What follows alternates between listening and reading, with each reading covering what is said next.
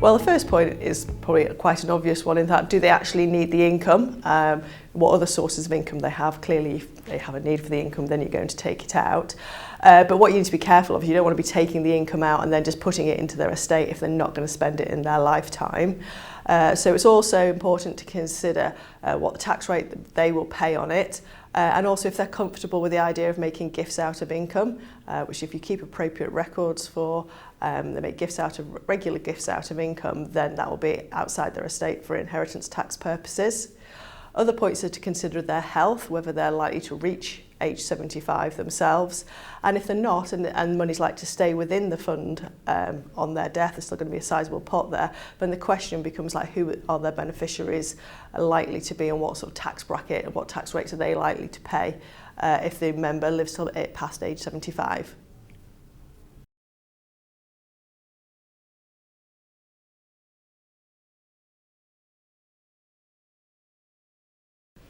Well, under the current death benefit rules, basically anybody can be a beneficiary of a pension fund. The rules are quite generous and quite flexible. However, the important point is for them to be able to receive the pension death benefits and be able to keep it within a pension wrapper and therefore take it out tax efficiently, they have to be either a dependent of the member or nominated by the member in their lifetime. There's only certain circumstances where the scheme administrator can make a nomination, and that's where there are no dependents and the member hasn't put any nomination in place at all. Scheme administrator can use their discretion and pay to somebody else if appropriate, but if they're not a beneficiary, they haven't been nominated or they're not a dependent, then it means they only have the lump sum option, which can be a lot less tax efficient.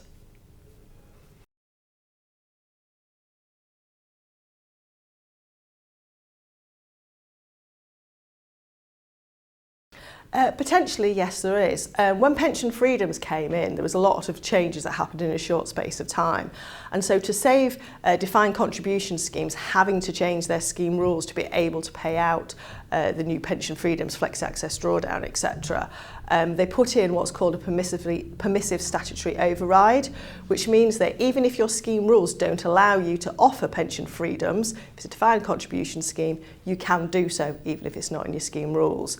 So all the scheme would have to do is designate the funds into drawdown in the beneficiary's name. They don't have to be able to actually physically pay them out, because what that means is that you can then do a like-for-like transfer to a provider that can offer the drawdown and actually pay it out.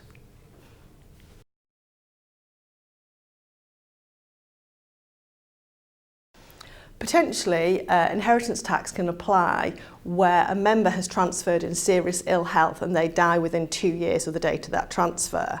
Now, HMRC have said they will only apply inheritance tax when they believe there is an intention to confer a gratuitous benefit.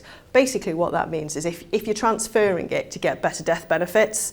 However, they have said if the reason for the transfer is for something in the member's lifetime, so they are, basically want to access benefits in a different way that they can't do in their existing scheme, or they're taking a higher level of benefits, then they won't charge inheritance tax.